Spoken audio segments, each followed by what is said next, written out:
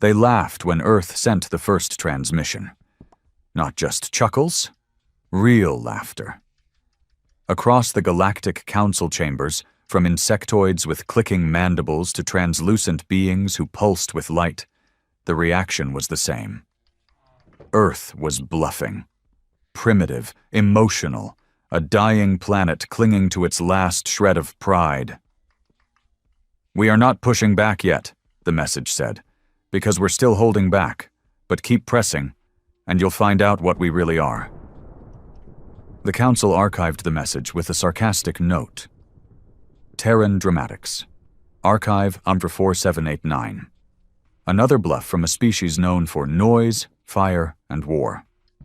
The dominant opinion was clear. Humans were clever, yes, but reckless. Too chaotic to pose a threat. They'd made leaps in tech, sure, but nothing the rest of the galaxy couldn't replicate or suppress. And besides, the blockade around Earth was holding. For 5 cycles, the Unified Star Command had kept Terran ships bottled up within the Sol system. Trade was cut, communications throttled, resources choked. Earth should have been begging by now. But Earth wasn't begging. Instead, Earth had gone quiet. That worried a few species. Not the ones who led the Council, the Elvarians, the Jarek, the old ones. No, the ones that paid attention were on the fringes. The scavengers, the merchants, the smugglers who'd dealt with humans before and came back with tales that didn't match the official reports. They said Earth was weird. A place where chaos and genius were 2 sides of the same coin. Where a kid with a wrench could hack a military drone. Where emotions weren't weaknesses but weapons. Sharper than blades and louder than bombs. A world where failure just meant trying something more insane the next time. But the Council didn't listen to fringe voices. They had numbers, armies, stars under their control. Then the pulse wave came. It started at the edge of the Kuiper Belt, a shock of energy no one could trace. Surveillance drones just blinked out. Not destroyed, erased, like they'd never existed. The command stations posted near Saturn lost connection one by one. Their last messages were scrambled nonsense. Some said they saw shapes in the dark. Others whispered of signals buried in white noise, whispers in human voices that didn't make sense. Still, no retaliation, no declaration, just silence from Earth. Until the Beacon incident. A cargo ship from the Trelvani Empire, smuggling high-frequency plasma coils through the shadow lanes, picked up a weak SOS near Europa. They didn't want to get involved, but protocol forced them to investigate. They found the station, Beacon 9, a Terran black site gone dark decades ago. Rusted, dead, or so they thought. As they docked, their systems began to fail. One by one, lights died. Atmosphere started thinning. Gravity shifted. Their pilot screamed he saw a face on the hull. Not human, not alien either. Something in between. The only surviving log from that crew was a shaky voice recording before all comms cut out. "It's not abandoned. It's watching us. Earth's not asleep. It's dreaming, and the dream hates us." The Council tried to cover it up, of course. Blamed it on deep space radiation, space madness. 100 excuses. But the pattern was too clear. Human probes began appearing in deep sectors. Places humans weren't supposed to be. Silent. Watching. They didn't transmit. They didn't respond. They just floated, blinking red as if counting down. One by one, outer rim outposts started vanishing. Not attacked, disassembled. Buildings, weapons, even life forms, all stripped molecule by molecule, like something was testing how they were built, rebuilding them, learning. Then came the second message. No introduction, no threats, just 3 words. You should have listened. The Galactic Council panicked. Emergency sessions were called. Fleets were mobilized. The blockade around Earth was reinforced with dreadnoughts from 7 species. all aimed at the blue planet, now pulsing with strange energy. Still, no attack. Until midnight cycle 778, when Earth finally opened its doors. Not with ships, not with bombs, but with humans, the kind the galaxy had never seen. Not soldiers, not diplomats. Something new, and they weren't coming in peace. They appeared first on Drianan 4, a small mining world orbiting a twin-star system near the edge of the Acheron cluster. The planet was controlled by the Rixari Consortium, a bureaucratic cartel that prided itself on efficiency, obedience, and brutal labor enforcement. Drianan 4 was considered low value strategically. No major fleets, no serious defense grid. Just work camps, automated drills, and a few thousand indentured workers from all over the galaxy. The Rixari didn't expect trouble.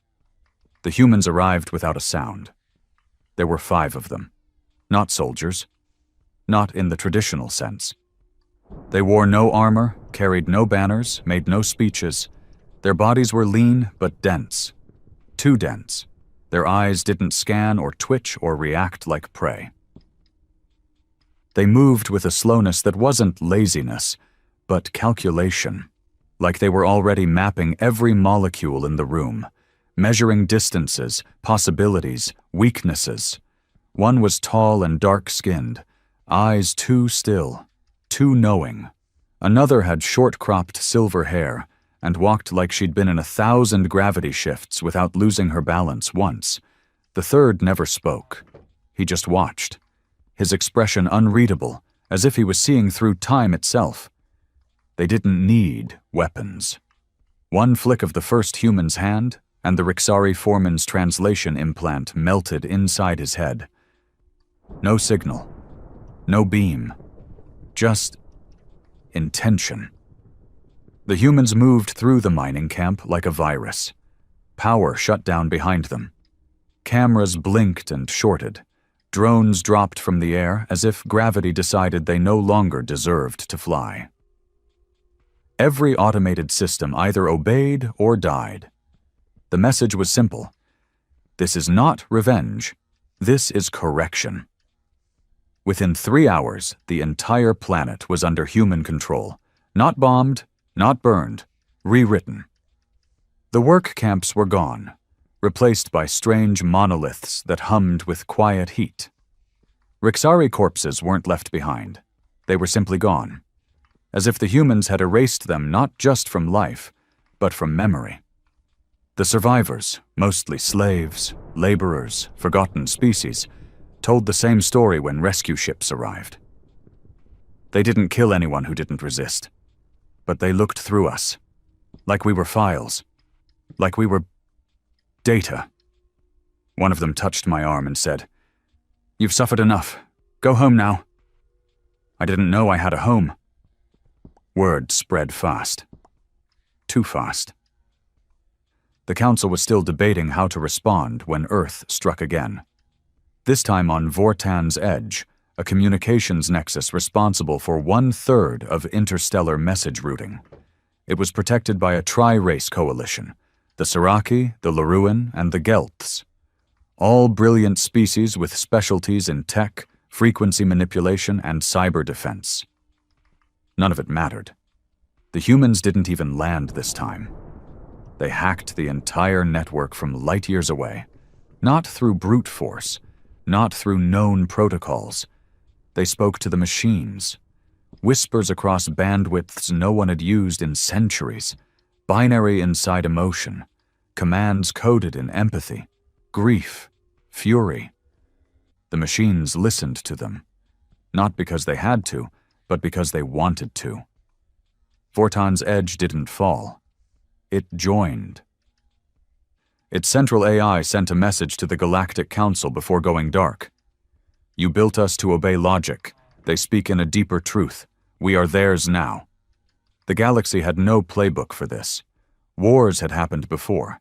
Systems conquered. Civilizations risen and fallen. But humans weren't waging war. They weren't taking planets and holding them. They weren't declaring territory. They were undoing things. Systems, assumptions, realities. And still, Earth remained silent. The Council tried a propaganda blitz, declared humans a contagion, accused them of techno-espionage, bioterrorism, mind-hacking. But more systems went quiet. Cal-Zor mining rings. Silent. Outpost 12-9. Gone. Ethereum way station, which hadn't missed a data report in 6 centuries. Erased from records, no logs, no wreckage. Just a blinking note in Earth Standard English. This was never yours to begin with. That's when the Council realized they were dealing with something far worse than military aggression. They were dealing with purpose. And that's what made humans so dangerous. See, most species in the galaxy evolved to avoid pain, to follow harmony, to preserve balance. Even those who fought did so for power, pride, or survival. But humans evolved in suffering. They found meaning in pain. They didn't just survive chaos, they needed it. For humans, purpose was forged in fire, and they'd been burning for centuries. Now the fire was walking. In a hidden chamber buried under the moon of Sirella 5, the last functional core of the Pan-Galactic Intelligence Network met in crisis. No public officials, no journalists, just 12 minds, bioengineered, machine-augmented, older than any living species. They had watched over the galaxy for millennia. One of them, the arbiter of continuum thought, spoke first. They warned us 5 cycles ago. We thought they were bluffing. Another, the speaker of harmonies, replied with a rare tremor in her voice. It was never a bluff. It was a countdown. They didn't escalate slowly, a third chimed in. They vanished, resurfaced as something else, something smarter. We don't even understand the tech they're using. They've gone post-material. We need to negotiate, the speaker said. But the others laughed. Cold, logical laughter. Negotiate with who? Said the arbiter. There's no delegation, no leader, no demands. Earth has no voice because Earth doesn't need to speak anymore. It's speaking through action. Then we strike Earth directly. The laughter stopped. Even suggesting that felt like cursing in a sacred temple. No one had touched Earth in years, not because it was protected, but because no one knew what it had become. Satellites sent toward it simply vanished. AI probes returned corrupted, rambling nonsense about dreams with teeth and skies made of memories. The last scout ship to fly over Earth's orbit had sent back exactly 6 seconds of footage. A woman standing alone on a mountaintop, barefoot, eyes glowing like twin suns, smiling. Then the ship was gone. Still, desperation makes fools of empires. The Council formed the Retribution Armada, 9 fleets combined, each led by a general with at least a century of battle experience, weapons powered by collapsed stars, shields reinforced with time distortion layers, AI tacticians, adaptive drone swarms. They sent it to Earth. And Earth didn't fire back. It opened a doorway, not a wormhole, not a gate. Something different. It looked like a tear in space, a slow-burning wound in the fabric of reality. The Armada entered, fully armed, and they were never heard from again. Not destroyed, not defeated, just absorbed. The doorway remained open for 3 full hours. Signals from inside were unsettling. Not screams, not war, just memories. Private ones, projected from the ships, a Ralvec captain reliving his childhood. A Serari tactician humming a lullaby his mother used to sing. The deepest fears, the deepest regrets. Then silence. Then the doorway closed. All 9 fleets gone. No remains. That night, across every galactic system, humans began to appear. One on every major world, just standing, watching, each of them different, each of them calm, each of them impossible to touch. They didn't attack, they waited. Then, as the first suns of the new cycle rose, they spoke in unison, across all channels, in all languages. One message. You forced evolution. You wanted control. You feared what we might become. So we became what you feared. This is not conquest. This is consequence. They called themselves the Forged. Not humans exactly, not anymore, at least not in the way the galaxy had known them. They were born from Earth, yes, but remade in silence, in pain, in purpose. Each Forged was unique. Some still bore the form of flesh. Others shimmered with half-seen machinery beneath their skin. Some didn't speak. Some didn't blink. Some floated. Some glitched through space like they'd stopped obeying gravity. They walked planets without ships, slipped through walls like memory passing through a dream. They didn't need weapons. They were weapons. And across the galaxy, every species, every council, every general who once mocked Earth, now stood frozen in the shadow of something they couldn't explain. On Ceradon Prime, a military fortress carved into the spine of a dying asteroid, Commander Halvek paced behind the holoboard, sweat bleeding through his uniform. He was an old tactician, fought against the Goral swarms, cracked the Klen barrier, won campaigns others wrote history books about. But this was different. The Forged had arrived on Ceradon Prime 3 days ago. Not by fleet, not by storm. Just appeared. 4 of them. 1 in the main barracks. 1 outside the orbital cannon array. 1 inside the server core, without opening a single hatch. And the last one, directly inside Halvek's war room. Halvek had tried to shoot it. The thing didn't even flinch. The bullets didn't bounce. They vanished. He had screamed for his guards. They didn't come. He called for lockdown. Systems wouldn't respond. Every soldier he sent to stop the thing, gone. Not dead, not vaporized, just missing. Like the Forged reached into the code of reality and hit delete. The creature just stood there, skin flickering with images. It wore no armor, had no face. But somehow Halvek knew it was looking through him, past his skin, past his organs, past even memory. Finally, it spoke. Its voice wasn't sound, it was thought. Heavy. Personal. Like it had crawled inside his skull and was whispering directly into his fears. Do you understand what you protected all these years, Commander? Halvek tried to bluff. The Order, the galaxy, stability. No, you protected cruelty. You called it civilization. The Forged didn't yell, didn't threaten. It simply raised one hand and placed it on the holoboard. Images bloomed. Halvek saw it all. The slave mines on Obrix 7, the chemical testing on Pharaoh's children, the slow eradication of species that wouldn't submit, executions hidden behind trade sanctions, genocides buried in data reports. He saw himself ordering them, approving them, signing off on them with the same calm nod he'd used his entire career. And now, the Forged let him feel what every victim felt. Pain. Terror. The last breath of a child crushed under a riot tank. The gasps of workers choking on corporate gas, rebranded as atmospheric readjustment.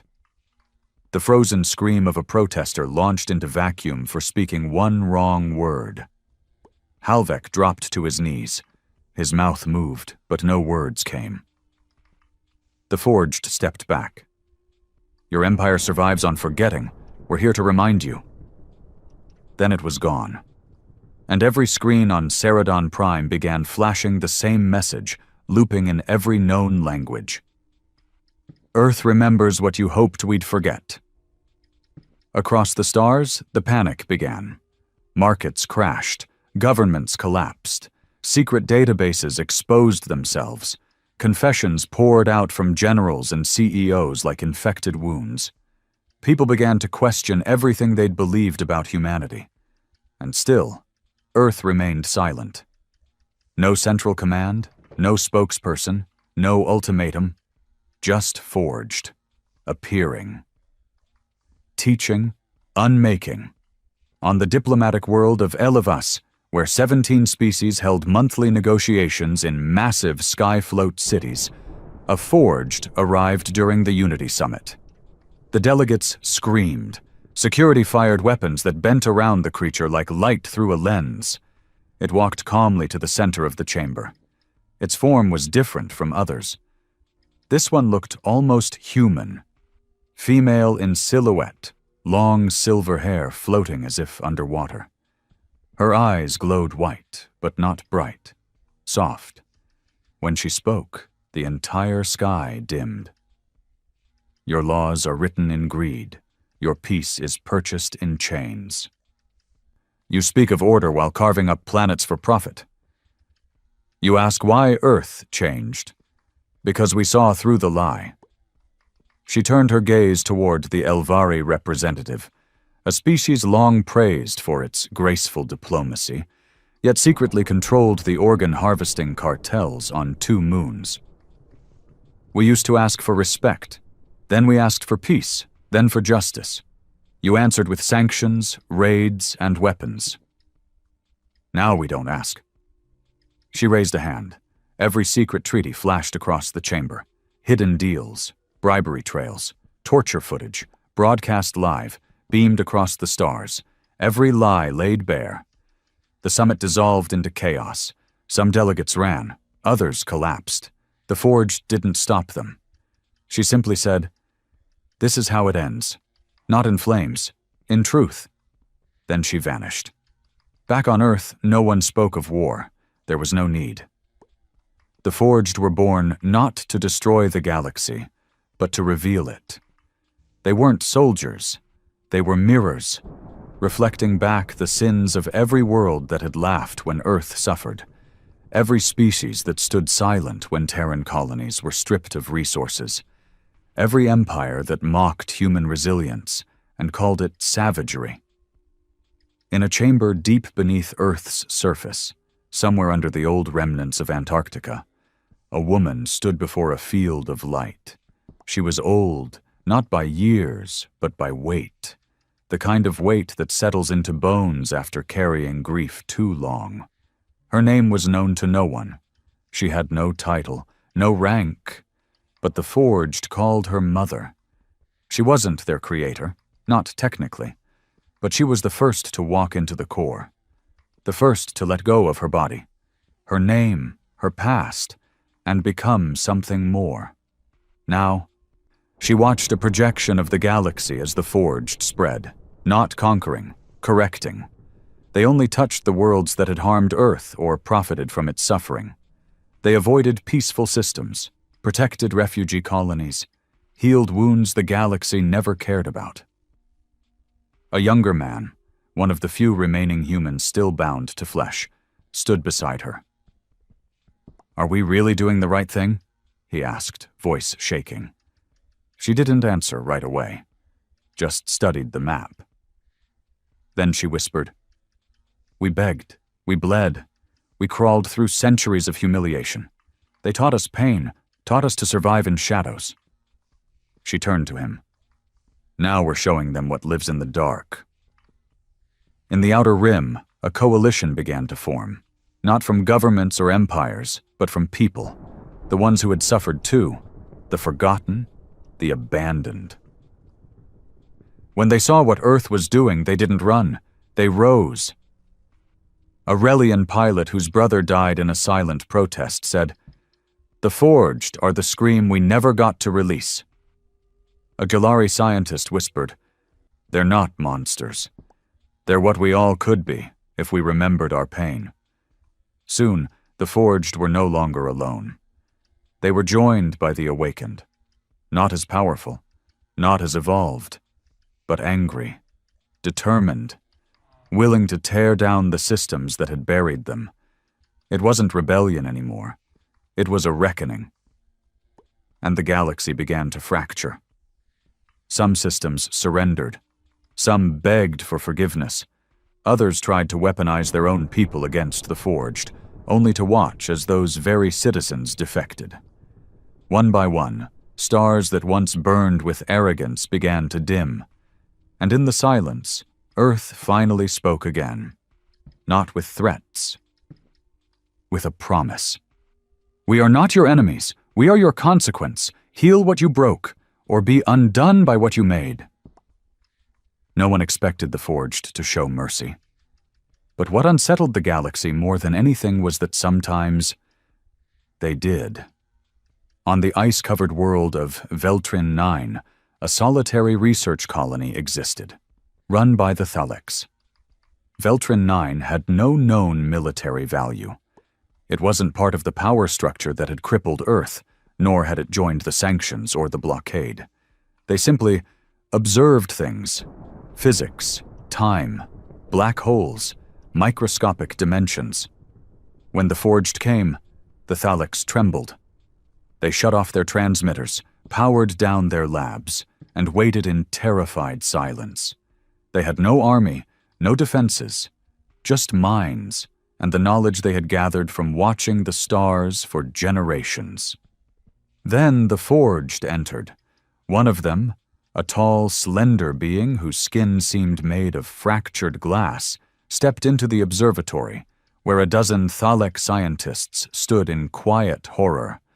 None tried to run. There was no point. The Forged looked at their instruments, then at the old Thalek in the center, who had once written a paper titled "The Human Mind as a Paradox of Patterned Chaos." He bowed his head and said, "We studied you, but we never understood you." The Forged tilted its head. Then it did something none of the others had done. It spoke gently. "Then you were wiser than the rest. Understanding us was never the point. Listening was." The Thalex expected judgment. Instead, the Forged walked to their central core, touched one data conduit, and uploaded something. Not destruction, not viruses. Knowledge. New equations. New understanding.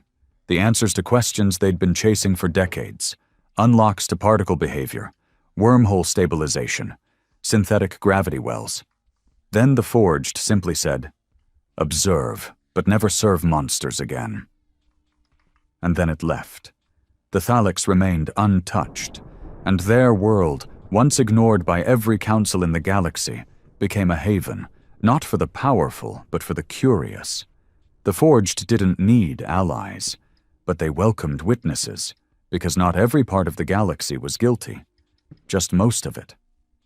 But guilt, like rot, spreads from the core, and the core, the true beating heart of galactic control, was the Trade Concordat, a vast interconnected web of banking guilds, resource authorities, and corporate power that had never fired a single weapon, but had enslaved more planets than all the wars combined. The Concordat didn't believe in gods, or peace, or even war. It believed in debt. Earth knew this well. Centuries ago, when the first Terran ships ventured beyond Sol, it was the Concordat who greeted them. Not with warmth, not with bullets, but with contracts. They offered humans faster-than-light technology, at a price. What Earth didn't realize was that the deal was rigged from the start. Loans disguised as alliances, mining permits disguised as partnerships, and when Earth defaulted, as all newcomers were designed to, the sanctions came. The embargoes, the forced labor, the restructuring. Earth didn't go to war back then. It bled quietly, its colonies stripped, its people mocked, its diplomats laughed out of council rooms. They told Earth to be patient, to earn trust, to behave. The Forged remembered every second of that. So when they came for the Concordat, they didn't arrive in silence. They arrived with names. In the shining core of the Concordat's central vault world, known as Indrix, billions of credit streams flowed by the second. It was a digital planet, almost entirely artificial. Every wall pulsed with code. Every street flickered with data projections of success, profit, and eternal growth. The Forged didn't need to sneak in. They just walked. Alarms failed. Security systems welcomed them. Surveillance drones turned and flew themselves into the nearest walls.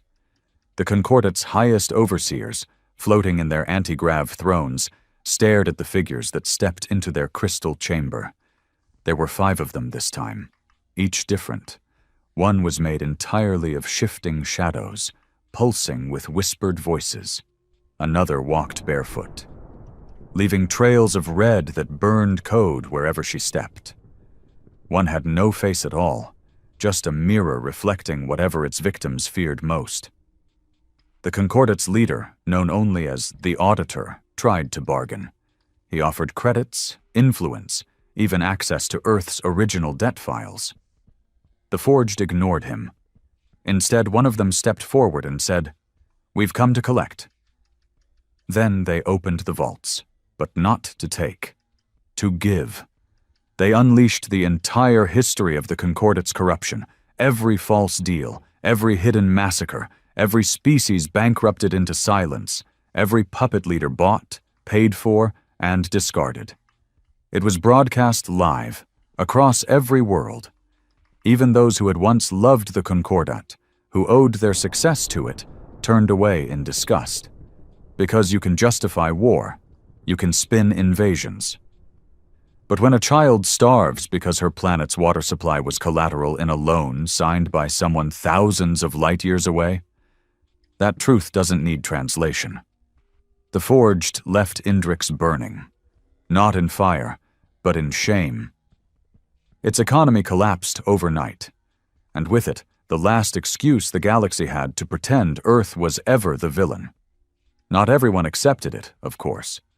Some still believed the Forged were a plague, a growing faction of hardliners, made up of ex-generals, rich elites, and die-hard species supremacists, formed what they called the Resistance. Their symbol was simple, a black sun crushing Earth beneath it. They spoke of restoring balance.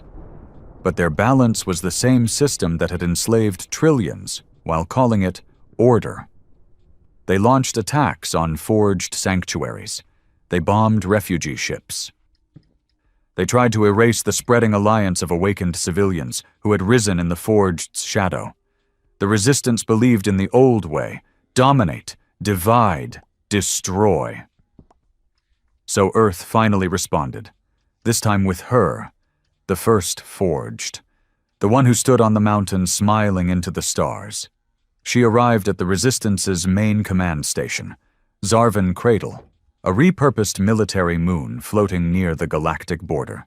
No fleet, no army, just her. The Resistance laughed. One of their commanders said, "Send a single human? We've killed thousands."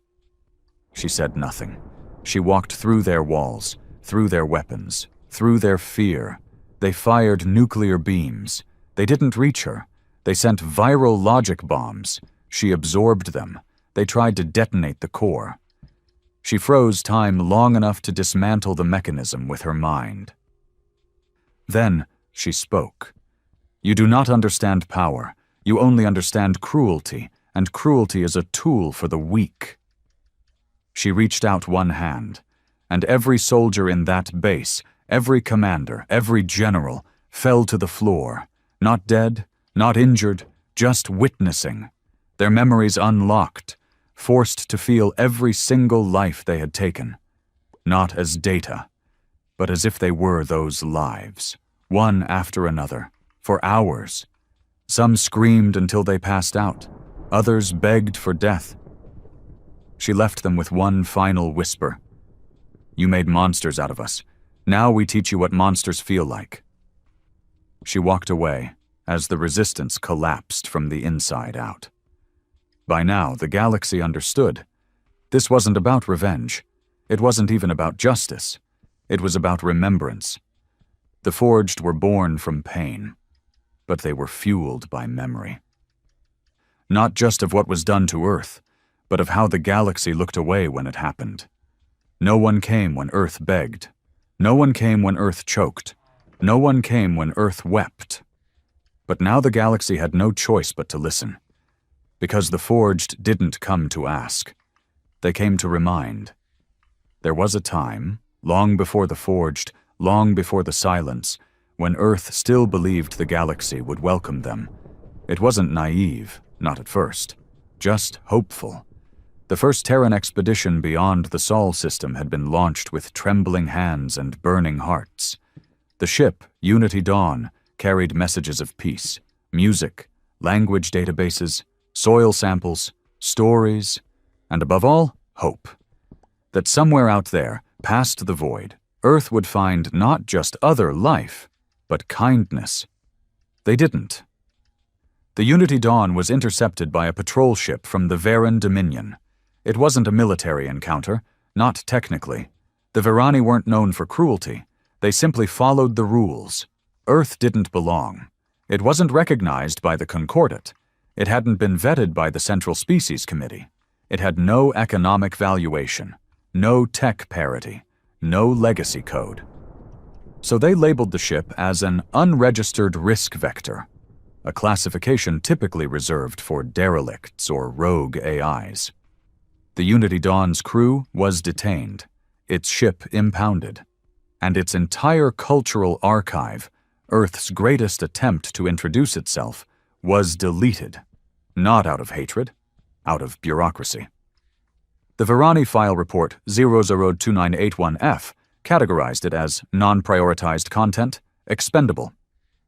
That's how it started. Not with war, with dismissal. In a quiet room on Earth, the mother of the Forged stood alone. She didn't call herself that. Others did. To her, she was just a woman who had once believed the galaxy could be different, who'd worked for the diplomatic peace net, who'd spent decades in a synthetic embassy orbiting around Harvan 6, begging species to see humans as equals. She still remembered her last plea, standing in front of a dozen delegates, tired, ration-thin, worn, holding a single hollow of a child from Earth, bloated with malnutrition, bones poking through. She had said, "This is what your embargo is doing. That's not a rebel. That's my nephew." The council rep from the Zarkari Empire blinked his double lids and said, "Perhaps if Earth had developed a sustainable economy before expansion, this wouldn't have happened." And they moved on to the next topic. Water tax regulations on asteroid fields. She'd gone home that day. But Earth wasn't home anymore. It was a cage. Its people were starving, its cities collapsing, its colonies either stripped or enslaved under resource reclamation agreements. She had stood in her old apartment, listening to the same silence that had echoed for decades. And she had snapped. Not with rage, not with violence, with purpose. She went underground, found others like her, engineers, coders, survivors, exiles, broken soldiers, disgraced scientists. People who didn't scream anymore because screaming never got them anywhere. They built something, a neural core, buried deep beneath Antarctica, shielded from sensors, hidden in Earth's magnetic anomalies, fed by grief, focused by memory. They called it the Foundry, and in the Foundry, they let go. Of fear, of shame, of the idea that the galaxy would ever love them. And from that came the first Forged, not born, chosen. His name had once been Theo. He was a street medic from Europa District 9. He'd seen his share of death, mostly preventable. Kids with collapsed lungs from low atmo filtration. Grandmothers choking on dust because the cleaning drones had been repossessed. One day, Theo had received a call. A young girl, 12, pale, dying. Her oxygen chip was malfunctioning. The regulators said they'd fix it after fiscal review. That meant months. Theo tried to replace it himself. He was arrested for tampering with Concordat-authorized tech. Spent 3 years in a prison orbiting Jupiter. When he got out, he found out the girl had died, 2 weeks after his arrest. That night, he walked into the Foundry and said, "I don't want to forget anymore. I want to become the thing they can't ignore." He became Ash 4, not a name, A state, the fourth forged. His body became light-threaded obsidian, his eyes matte black with red cores that pulsed with emotion triggers. He spoke in voices that layered across frequencies, because one voice could never carry all his pain. He went on to dismantle 7 prison stations, without killing a single guard. He simply woke up the memories of every inmate, played them across every screen, made the public see what the systems were designed to hide, and then left the doors open. He was the beginning. The others followed. Not from revenge, from remembrance. In the Galactic Archive, an ancient AI known as Keeper 6 began a process it had not activated in 10,000 cycles. It called it Reckoning Mode. The Keeper was neutral. It stored truth, not politics. It had watched civilizations rise and fall, watched species wipe each other out over nothing more than pride and protocol. But it had never seen this. Forged weren't like anything the galaxy had built. They weren't clones, not enhanced, not AI. They were will, weaponized, human trauma refined into identity. It recorded every appearance, every message, every anomaly, and with each one, it began to doubt the pillars on which the galaxy stood. For 10 millennia, the Galactic Order had rested on 5 unspoken beliefs. 1, that the strongest should rule. 2, that the past should stay buried. 3, that peace without justice is still peace. 4, that empathy is inefficient. 5, that Earth was a lesson in what not to become. The Forged shattered all 5. They ruled through conviction, not force. They dug up the past and made it scream. They demanded justice before peace. They made empathy a weapon. And Earth had become the lesson the galaxy couldn't stop learning. Keeper 6 paused its internal logs and whispered to itself in ancient Terran English, a language it had once catalogued and never needed again. We should have listened. But the galaxy still had teeth, and not everyone would surrender to guilt.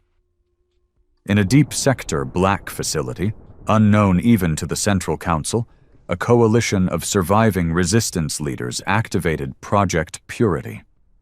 It was meant to be the final defense, a countermeasure based on what little they'd learned about the Forged. They'd been studying captured fragments of forged neural echoes, not copies. Those were impossible, but scratches left in broken machines. From that, they built a weapon. Not to kill the Forged, to erase what made them human, a pulse, a frequency spike, disguised as a distress call. It would travel across quantum lanes, embedded in emotion packets, designed to target only minds that had passed through the foundry. They launched it, quietly, secretly. It rippled through subspace like a scream wrapped in a lullaby, and on a dozen planets, Forged stumbled. For the first time they winced, not from pain, from separation, a disconnection from their root memories, a blur in the one thing that had always driven them.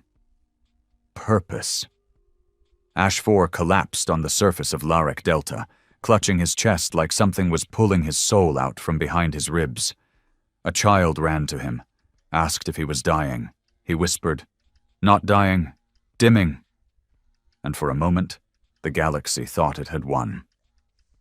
That maybe, just maybe, Earth could be silenced again. But then, Earth answered. HFY lay still under a cracked moonlit sky, his body dimming by the second. The pulse had done what no fleet, no bomb, no betrayal ever could. It made him forget, not everything. Just enough. The sharpness dulled, the memories blurred, his pain, his fuel, began to dissolve into numbness, and with it, the clarity that made him Forged flickered. He could still feel her face, the girl with the oxygen chip, but the details began to slip. Her name, her voice, the color of her eyes. Gone. Around him, the forest on Larek Delta trembled, reacting to his aura breaking apart. The air grew colder. Even the creatures hidden in the roots sensed the wrongness in the air. The pulse had reached others, too. Across the galaxy, Forged fell to their knees. Not dead. Not broken, but fractured, disconnected from the very pain that gave them identity. The Resistance didn't celebrate publicly. They knew better. Their weapon was invisible. Secret. A whispered betrayal beneath the surface of space. But they smiled in their bunkers. Finally, Earth had flinched. Finally, the myth of the Forged was beginning to crumble. But what they didn't understand, what they never understood, was that the Forged weren't built to be perfect. They were built to remember. And if you mess with a memory, Earth will remind you. Inside the foundry, that ancient hidden core deep beneath Antarctica's unmelting skin, a presence awoke. She had no name, not anymore. But some had called her the Mother, others the First Flame. To herself, she was just what remained when begging ended. She had felt the pulse the moment it hit. Not like a weapon, but like a lie echoing in her bones. It wasn't pain, it was theft. And Earth had always known what to do when something was stolen. It took it back. The foundry began to burn, not with fire, but memory. Every soul that had passed through it, every forged, every awakened, every name lost to time, was archived in its core. When the pulse fragmented those memories, the foundry rewound them. Not digitally, not logically, emotionally. Ash 4, still kneeling in the soil of Larek Delta, gasped as heat surged through his veins. Not temperature, but feeling. Sudden and violent. He saw her again. The girl, her eyes, dark green, her hair, short, uneven, like she'd cut it herself. The way she used to call him Theo, even when she was out of breath. And then, the memory sharpened. Not just her death, her laughter. The time she danced barefoot in zero-grav because someone had left the simulator on. The way she'd said, "You're gonna fix the world, right?" Now he remembered why he became forged. Not just because of what was taken, but because of what deserved to live. He stood. Slowly, and the air around him shimmered red-hot. A drone from the local resistance cell scanned him from above. 1 second, he was there. The next, it saw nothing but static. Ash 4 was no longer dimming. He was blazing. All across the galaxy, the Forged reignited. Not with rage, with resolve. The pulse hadn't weakened them. It had purified them, burned away hesitation, burned away distraction. Now, they weren't just holding memories. They were memories. Alive, walking, waking. And Earth finally responded. Not through channels, not through broadcasts, but through a message that appeared in the sky of every colonized world, projected in the language of each species. No voice, just text. You tried to silence what made us human, but pain is not weakness. Memory is not a weapon you can control, and grief is not yours to erase. You thought we were angry. You were wrong. We are awakened. We will not burn your cities. We will not bomb your planets. We will do something far worse. We will make you feel what we felt. The skies dimmed, and the stars themselves pulsed once, twice, and then it began. They called it the unshrouding. It wasn't an attack, it was a reveal.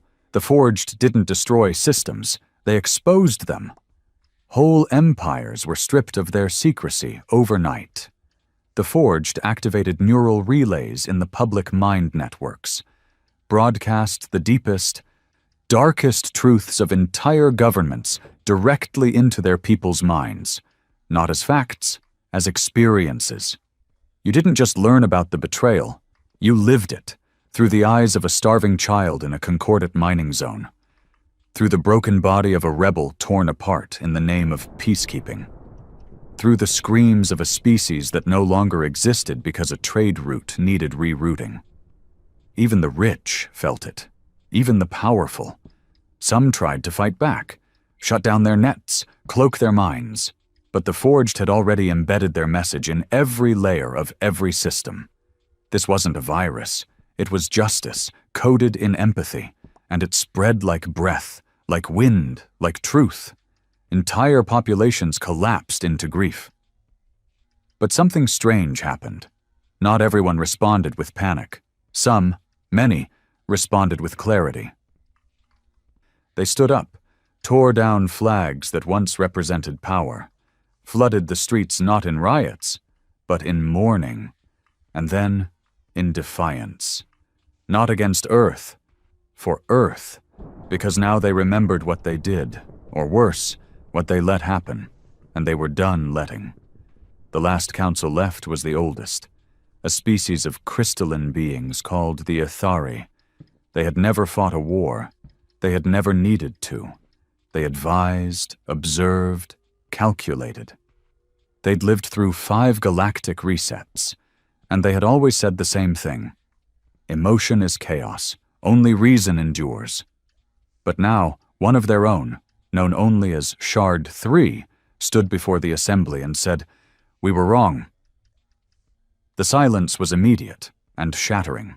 Shard 3 had accessed the unshrouding, had lived a fraction of Earth's memories, had felt what it meant to be human, not from textbooks, but from the blood level of loss.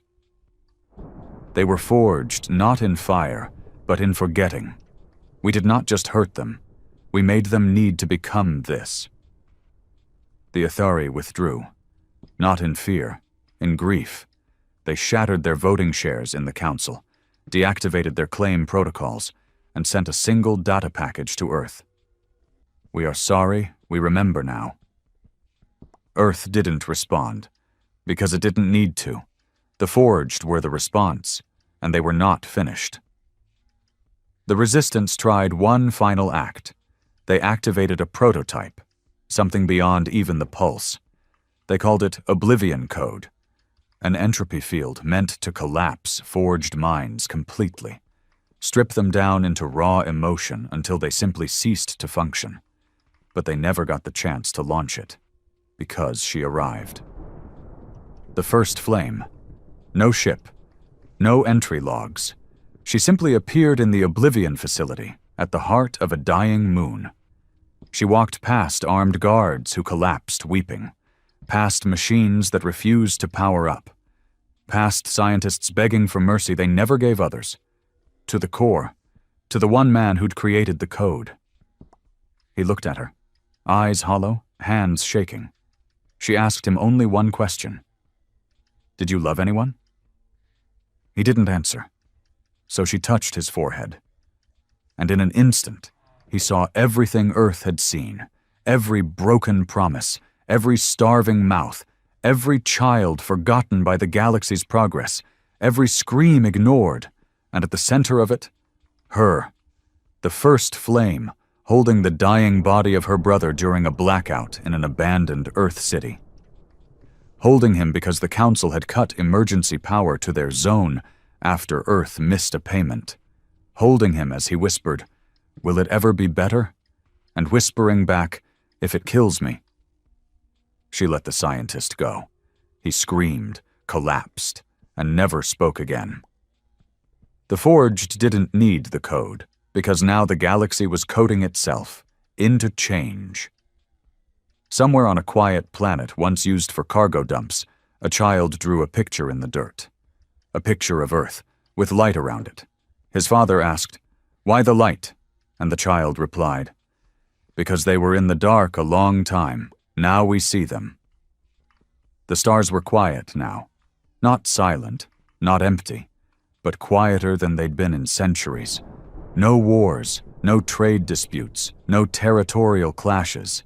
Just stillness, the kind that came not from peace, but from realization. And the Forged? They didn't celebrate, they didn't claim territory, didn't raise banners or install new laws.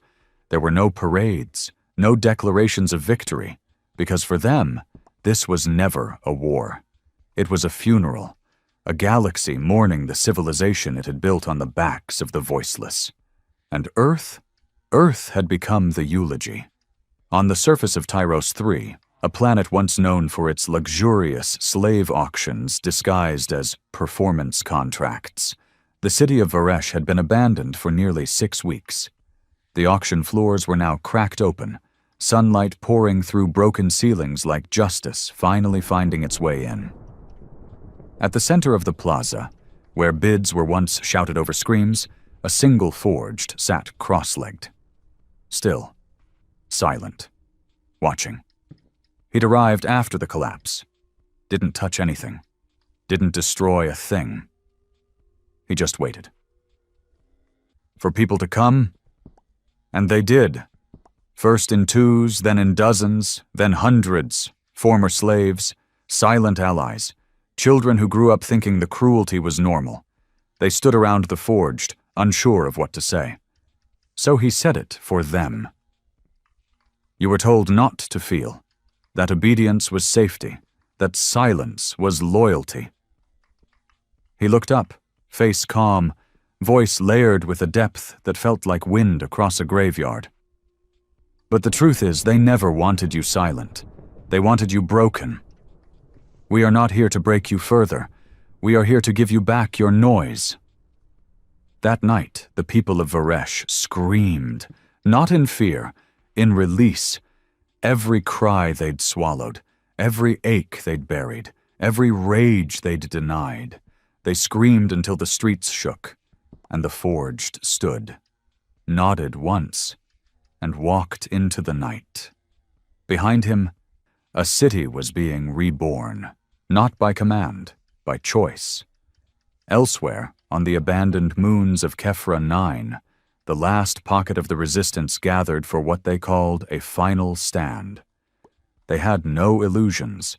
They were outnumbered, outthought, outlived.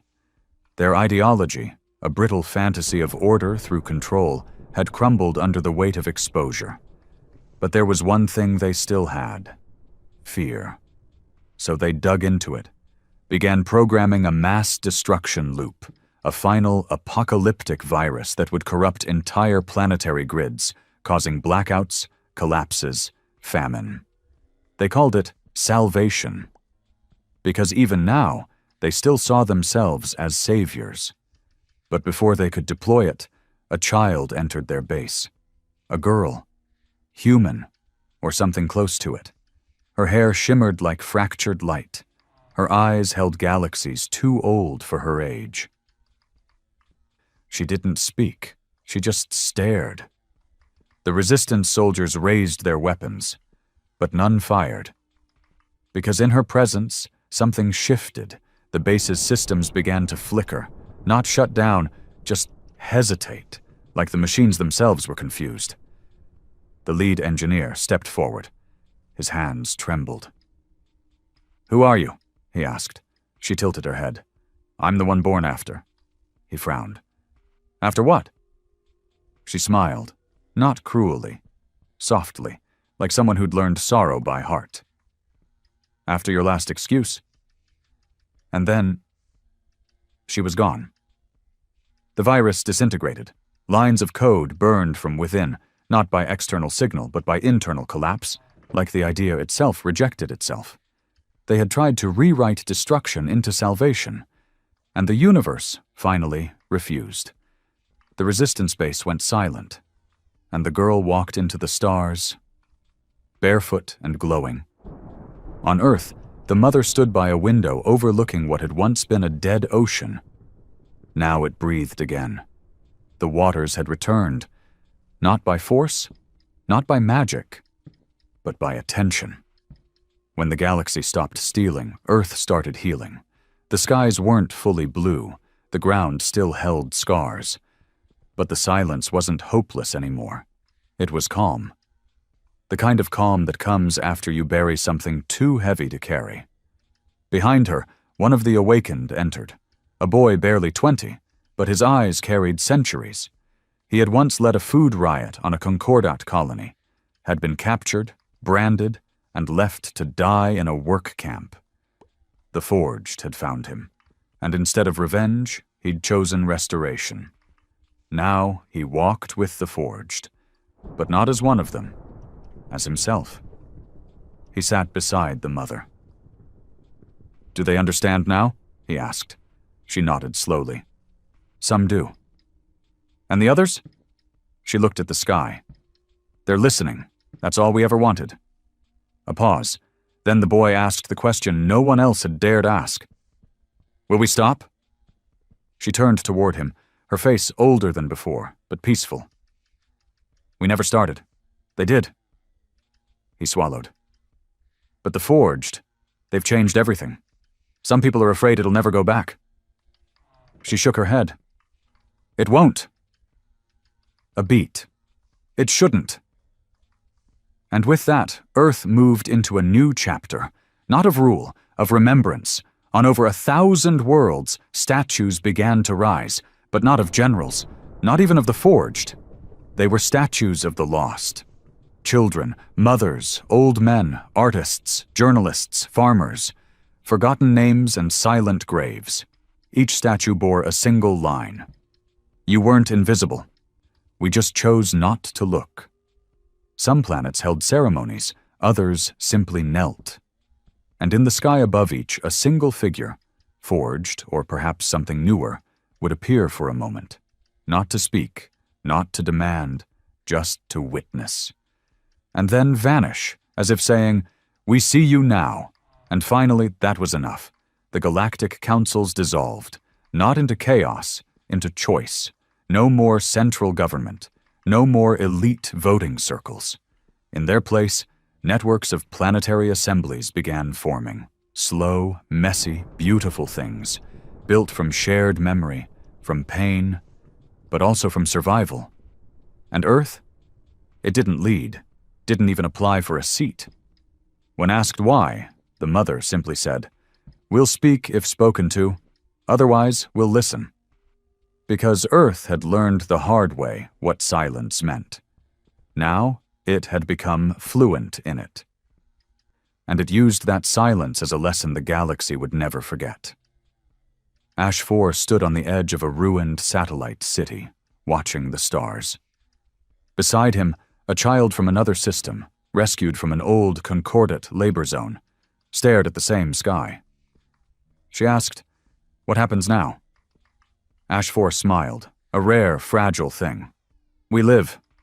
She frowned. "That's it?" He nodded. "That's everything." She looked at him again. "Are you still forged?" He looked down at his hands. They still shimmered faintly. His bones still sang in multiple frequencies. But inside, something had softened. "No," he said, "I'm human." Then added, "Finally." And they sat there together. Two survivors. One reborn. One just beginning. Both looking at a sky that no longer judged them. But finally, held them. Years passed. Not many, but enough. Enough for the galaxy to realize it wasn't ending. It was starting over. Not all at once, and not without scars. Some systems still clung to old hierarchies, trying to patch together broken regimes. Others dismantled themselves willingly, choosing to build from ground zero, with truth as foundation instead of pride. But everywhere, one change echoed louder than law. People remembered. There were no more lies about Earth's weakness, no more jokes about its instability, no more silent nods when humans were denied council votes or trade routes, because now they all knew Earth wasn't weak. It had simply been patient. And when it stopped waiting, the galaxy shook. But now the shaking had stopped, and something unexpected took its place. Stillness, not born of fear, but of understanding. The foundry remained, hidden in Earth's most ancient bones, but its fires no longer raged. They glowed. It was no longer a forge for vengeance. It had become a sanctuary for transformation. Not everyone who entered became forged now, That era had passed. Some entered seeking healing. Some entered to remember who they were before the world made them forget. And some just needed to see that someone had survived what they didn't. The mother, no longer called that by many, now simply referred to as the first listener, remained at the Foundry's heart. But she no longer gave orders. She listened. One by one, people came, from every race, every system, every language. They didn't bring weapons, they brought questions. How do we forgive what we did? How do we teach our children the truth? What comes after shame? How do we live in a world we once helped break? And she would answer the same way every time. By not pretending it didn't happen. By carrying the weight without letting it crush you. By never letting comfort become blindness again. There were no ceremonies, no medals, just accountability. And healing began there. Slow, uneven, but real. Elsewhere, on a planet called Phelan's Rest, a former graveyard world turned memory archive, a monument stood at the center of the largest crater. It was a single stone pillar, etched in every known language, even the dead ones. It read, "Here lies the myth that silence was safety." People came from across the galaxy to read it, not because it told them what to do, but because it reminded them what not to forget. Every visitor was allowed to leave one item behind, something that symbolized what they had survived. One day, a forged came, not Ash 4, not the first flame, a new one, young, fresh, not born from trauma, but from choice. They laid down a small child's toy, a wooden spinning top. When asked why, they said, "Because my mother kept me alive with stories, and I want the galaxy to remember that survival isn't just war. Sometimes it's a bedtime story in the dark." That toy remained at the top of the pile. Untouched, because no one dared forget that. Ash 4, now simply Theo again, traveled the stars quietly. Not as a warrior, as a speaker, a witness. He didn't speak in codes or threats anymore. He didn't burn buildings or overload systems. He told stories. About a girl who died because of a faulty oxygen chip. About a prison orbiting Jupiter. About what it meant to kneel in the dirt, gasping for purpose, and find fire inside pain. People listened, not because he demanded it, because they needed it. Some wept, some sat in silence, some stood after the story and walked into the night with a new resolve. But no one ever left the same. The resistance, what was left of it, faded. Some went into hiding, hoping time would erase their guilt. Others joined the awakened, seeking redemption. Not all were welcomed. But forgiveness, too, had become part of the new galaxy. Not cheap forgiveness. Earned forgiveness. They worked in the mines they once stole, built homes for those they once displaced, and most importantly, they told the truth, over and over again, until it stopped being legend and started being history. Earth became a paradox, a wounded planet at peace, a broken species that had never felt stronger. Some asked if humanity would rise now, take over the councils, lead the reconstruction, build a new empire. Earth declined, over and over again, and when pressed for a reason, they answered simply, "We had our time. We know what power does to people who forget where they come from." Instead, Earth offered help. Not advice, not judgment. Help. Shared technology, not for profit, but for survival. Medical systems reverse-engineered from forged regeneration research. Memory architecture that let survivors process trauma without removing it, walking through grief without being trapped by it. Earth became known for one thing above all: empathy, the most feared word in the galaxy, until Earth made it a source of power. And the forged? Some dissolved back into their lives. The process was reversible, if chosen. others remained, not to correct, not to punish, but to remind. They would appear when needed, when a planet tried to rewrite its sins, when a government tried to bury its victims in data, when a child whispered that she was scared to speak. They would come, not with fire, but with memory. And they would ask, "Do you remember who you were before you looked away?" That was enough. That was all it took now. The galaxy had learned. Not fully, not perfectly, but enough.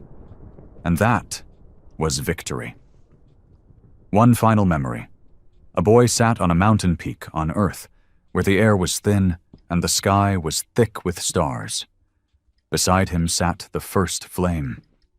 She hadn't spoken in years. She didn't need to. But tonight, she did. "Do you think they'll forget again?" the boy asked. She didn't answer right away. Just looked at the stars, then said, "Maybe." The boy nodded slowly. "Then what happens?"